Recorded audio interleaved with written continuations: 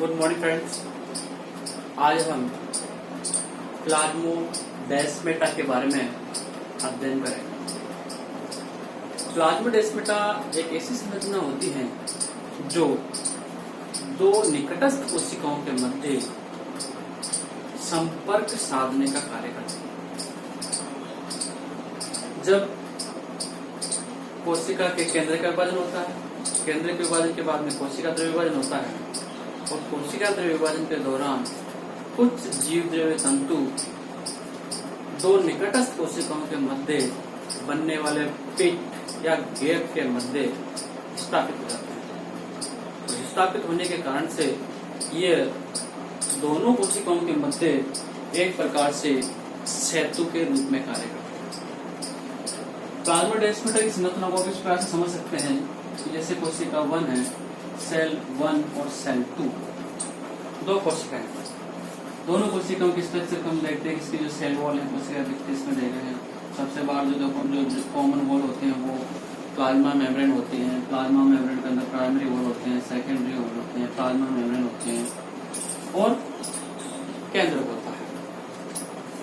इन दो कोशिकाओं के मध्य एक प्रकार से ये पिट बन जाता है, गर्त बन जाता है। और जो गर्त होता है, इस गर्त में कुछ जो एंडोप्लाज्मिक रेटिकुलम है, जीवदेह तंतु का जो अंतःप्रदेश जालिका है उसके जो तंतु हैं वो इसके अंदर क्या होते हैं, एस्टाब्लिश होते हैं, स्थापित होते हैं। और स्थापित होने के कारण से यह दोनों कोशिकाओं के मध्य संपर्क साधने का कार्य करते हैं। और ये जो बनने वाले जो तंतु हैं, इन तंतु को एक वर्ड दिया जाता है प्लाज्मोडेस्माटा। और प्लाज्मोडेस्माटा एक सिंगल यूनिट है और इनका जो बहुवचन है, एक प्रकार से जो आपस में जो संरचना बनती है इससे उसको प्लाज्मोडेस्माटा कहा जाता है। इस प्रकार से जो प्लाज्मोडेस्माटा है, दो निकटस्थ कोशिकाओं के मध्य जो जीवद्रव्य तंतु है, जीवित पदार्थ है, वो उसमें पाया जाता है और वो एक प्रकार से दोनों कोशिकाओं के मध्य संपर्क करती है। इसके बाद आता है इसके वर्क। इस प्लाज्मोडेस्माटा क्या क्या कार्य करता है। प्लाज्मोडेस्माटा एक प्रकार से जो दो निकटस्थ कोशिका हैं, उन दो निकटस्थ कोशिकाओं के मध्य जो भ्रूण कोश हैं या पोषक पदार्थ हैं, उनको एक कोशिका से दूसरी कोशिका में पहुंचाने का कार्य करेगा, एक कोशिका से दूसरी कोशिका। तो पहला कार्य क्या हुआ, पोषक पदार्थ को एक कोशिका से दूसरी कोशिका में पहुंचाना। दूसरा कार्य, जब एक कोशिका को स्टिमुलस मिल जाता है, तो स्टिमुलस वाला उद्दीपन मिल जाता है, तो इस स्टिमुलस को दूसरी कोशिका में पहुंचने का कार्य भी इस प्लाज्मोडेस्माटा के माध्यम से ही होता है। तीसरा, ये जो प्लाज्मोडेस्माटा है, दो कोशिकाओं या कोशिका भित्ति है के माध्यम से उस कोशिका या पादप को यांत्रिक सामर्थ्य प्रदान करने का कार्य करता है। इसी प्रकार से माना जाता है कि कई बार जो वायरल पार्टिकल्स होते हैं, वो वायरल पार्टिकल्स भी एक कोशिका से दूसरी कोशिका में ट्रांसफर इस प्लाज्मोडेस्माटा के माध्यम से हो जाता है। इस प्रकार से ये इसके सामान्य कार्य है प्लाज्मोडेस्माटा। नेक्स्ट अपना टॉपिक है chemical composition of cell wall.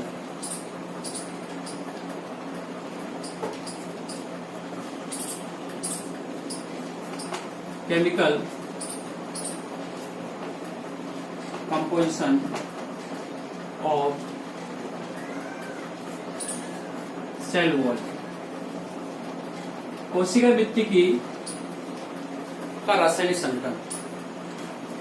जैसे कि हमने पहले पढ़ा है कि जो कोशिका भित्ति है सामान्यतः सेलुलोज के बनी होती है। इसकी बनी होगी सेलुलोज की, लेकिन कुछ जो अपवाद स्वरूप जैसे वाले ग्लूकोज है, फंजाई है, उन फंजाई में काइटिन की बनी होती है।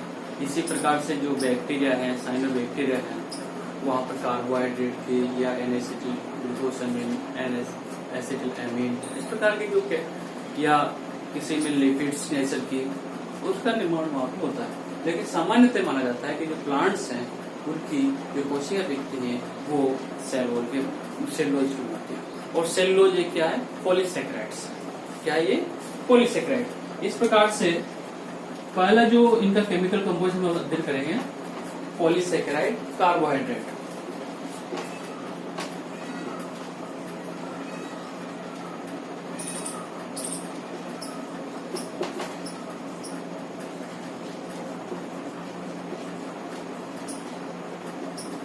Polysaccharide carbohydrate.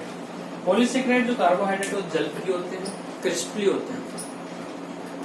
इसमें भी अलग अलग प्रकार हैं, जैसे कि एक सेलुलोज होता है। क्या हुआ, पहला है आपका सेलुलोज। मुख्य रूप से जो पादप कोशिकाएं हैं उनकी कोशिका भित्ति सेलुलोज की बनती है। और सेलुलोज में किससे बना होता है, n molecules of beta glucose.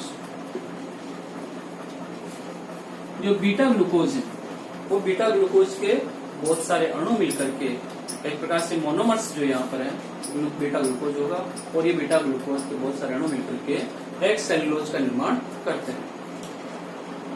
Beta glucose में क्या होता है, आपस में क्या होता है, बीटा 1,4 ग्लाइकोसाइडिक बॉन्ड्स का निर्माण हो जाता है। और भी 1,4 जो बीटा ग्लाइकोसाइडिक बॉन्ड्स हैं आपस में बहुत सारे मिल जाते हैं और मिलकर के एक ग्लूकोज चेन का निर्माण हो जाता है या सेलुलोज का निर्माण हो जाता है। दूसरा जो है होता है हेमीसेलुलोज।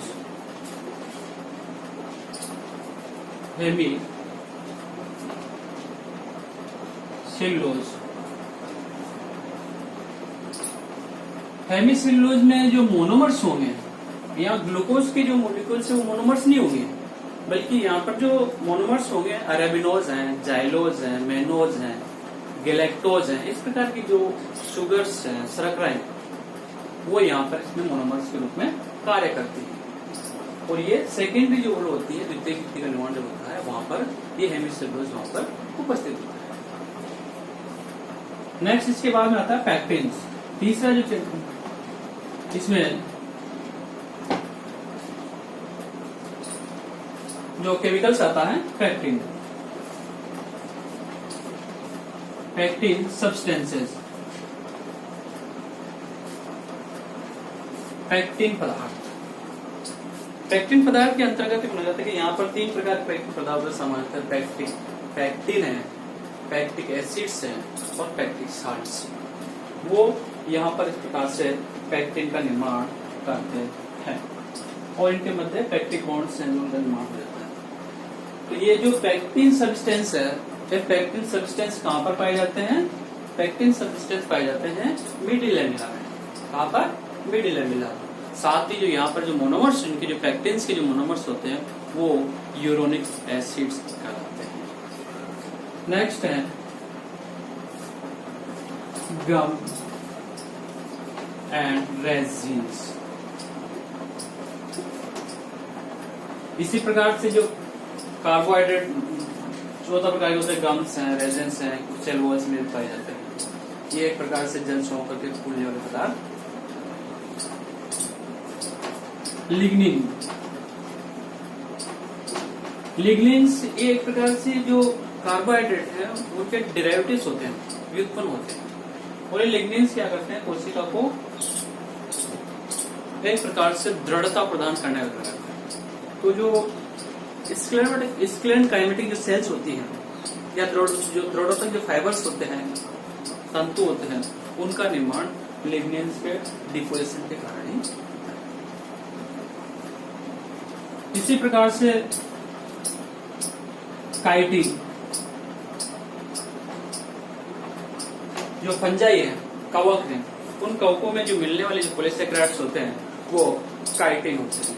और chitin n acetyl glucose amine monomers के माध्यम से बने होते हैं। नेक्स्ट जो सब्सटेंस आते हैं टाइप के वो है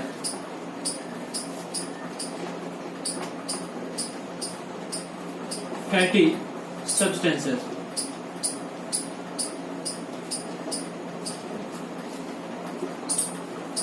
वसीय पदार्थ, फैटी सब्सटेंसेस, वसीय पदार्थ। वसीय पदार्थ में वैक्स हैं जो कि क्यूटिकल पर पाई जाती हैं। इसी प्रकार से क्यूटिन है जो क्यूटिकल का निर्माण करती हैं। इसी प्रकार से सुबेरिन है, जो सेल्स है उनके कोनों में क्या होता है, सुबेरिन का जमा हो जाता है। तो ये एक प्रकार से इनको मैग्नेटिकल स्ट्रेंथ प्रदान करने का कार्य करती है। ये इसके अंदर फैटी सब्सटेंस के अंदर आते हैं। इसी प्रकार से तीसरा जो प्रकार होगा मिनरल्स,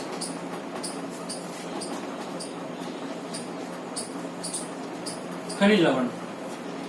कई जो भित्तियां होती है सेल वॉल होते हैं उनमें विभिन्न प्रकार के जो सिलिका कण हैं या इसी प्रकार से कैल्शियम कार्बोनेट के कण हैं, कैल्शियम ऑक्जेलेट के कण हैं, वो भी सेल वॉल में पाए जाते हैं।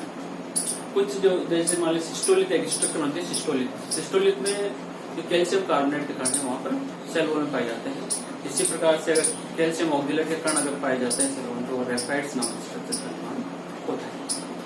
तो इस प्रकार से हम इनकी केमिकल कंपोजिशन का अध्ययन करते हैं।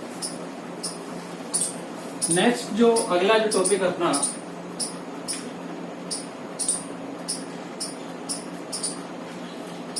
Intercellular space, intercellular spaces, अंतराकोशिकीय अवकाश। अंतराकोशिकीय अवकाश वो साइट्स होते हैं, वो स्थल होते हैं जहाँ पर दो निकटस्थ जो कोशिका भित्तियां हैं उनके मध्य में किसी कारण से कुछ गैप बन जाता है, कुछ पिट्स बन जाते हैं, गर्त बन जाते हैं और ऐसी संरचनाओं को हम इंटरसेलुलर स्पेस कहते हैं। इंटरसेलुलर स्पेस को 3 प्रकार में बांटा गया है: साइटोजिनस cavities, lysigenous cavities, साइटोलाइसो cavities.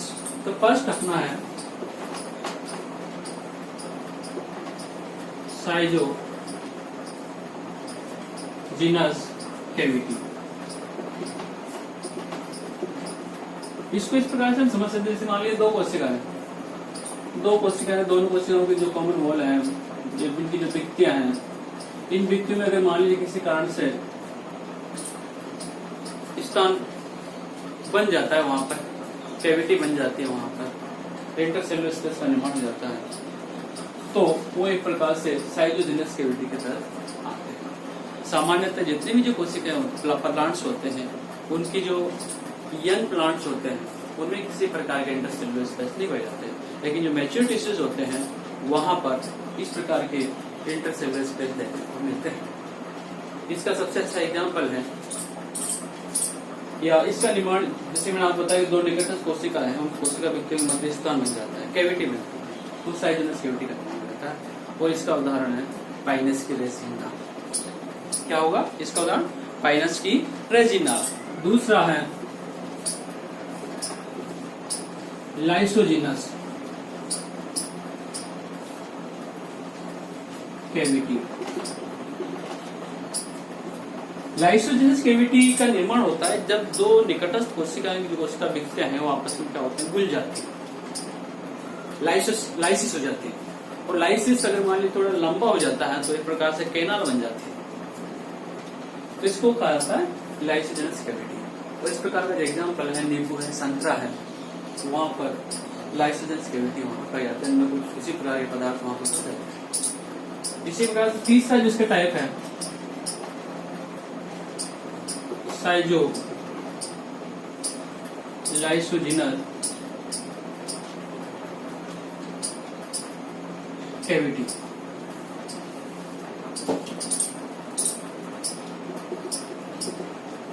साइजो lysigenous cavity, ये दोनों प्रकार संयुक्त रूप से कोशिकाएं पर क्या होता है, कोशिका भित्ति में इंटरसेलुलर स्पेस हो जाते हैं दोनों कोशिकाओं के कॉमन वॉल के बीच में। साथ साथ कई बार कोशिका की जो भित्तियां हैं उनका लाइसिस हो जाता है और इस प्रकार से एक बड़ी कैविटी का निर्माण होता है। और इसका जो उदाहरण है जो मक्का है, मेज है, मेज का जो प्रोटोजाइलम होता है, प्रोटोजाइलम होता है, आदिदार होता है, वहां पर इस प्रकार की कैविटी देखने को मिलती है। नेक्स्ट टॉपिक है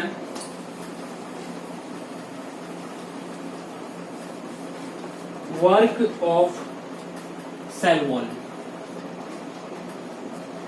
वर्क ऑफ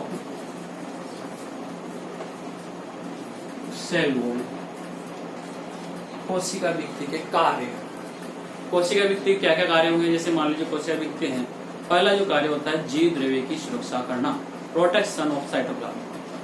क्योंकि जो सेल वॉल है एक एनवायरमेंट और आपका जो प्रोटोप्लाज्म उसके मध्य एक प्रकार से क्या करते हैं, प्रतिरोधक लेयर के रूप में कार्य करते हैं। जो विभिन्न प्रकार के जो क्लाइमेटिक फैक्टर्स हैं, एनवायरमेंटल फैक्टर्स हैं, उनसे होने वाले जो आघात हैं, उनसे बचाने का कार्य जो करते हैं, वो कोशिका भित्ति ही करती है। ठीक है, तो फर्स्ट जो वर्क हो गया इसका क्या हो गया, protection of cell wall. Second जिसका जो वर्क है वो है